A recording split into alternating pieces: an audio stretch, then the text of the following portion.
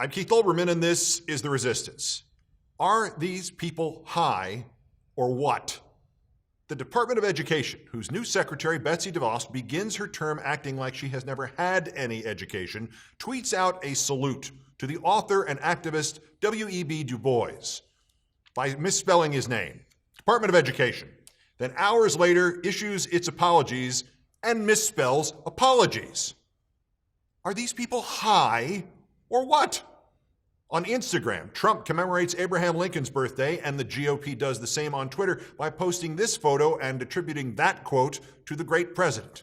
The first printed record of that quote actually comes from an advertisement for a book about aging, published in 1947, 82 years after Lincoln died. Are these people high or what?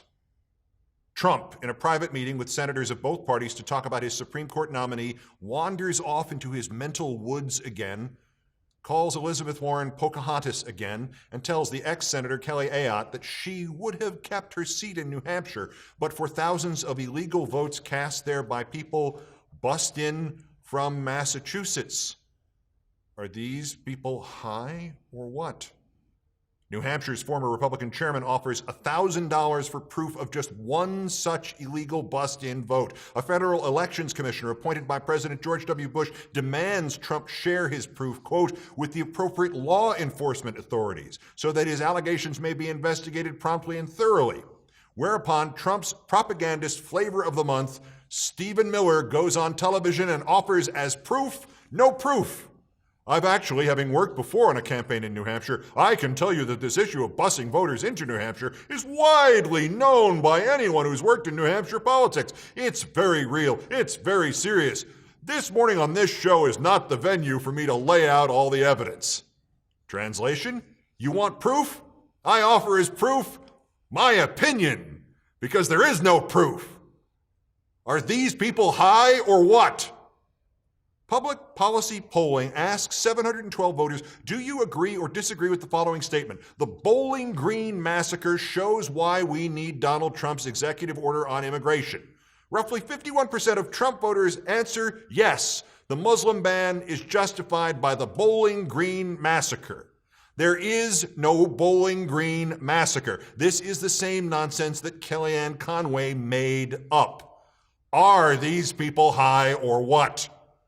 Last August, the same pollster asked, would you support or oppose building a wall along the Atlantic Ocean to keep Muslims from entering the country from the Middle East? 31% of those identifying themselves as Trump supporters said yes to walling off the entire eastern seaboard to keep out Muslims coming in by surfboard or submarine or swimming here from Baghdad.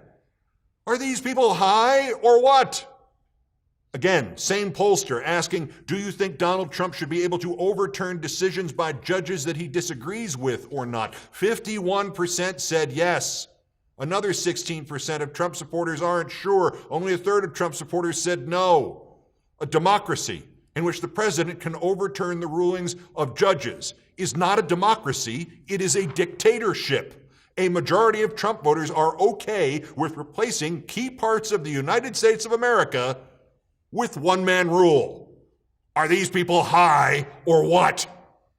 And when all of these threads of madness join up and the immigration history of this country is betrayed by a would-be tyrant looking for scapegoats, the picture changes from Americans acting as if intoxicated and becomes Americans acting just like ordinary Germans did under the Nazis or just as ordinary Russians did under the communists.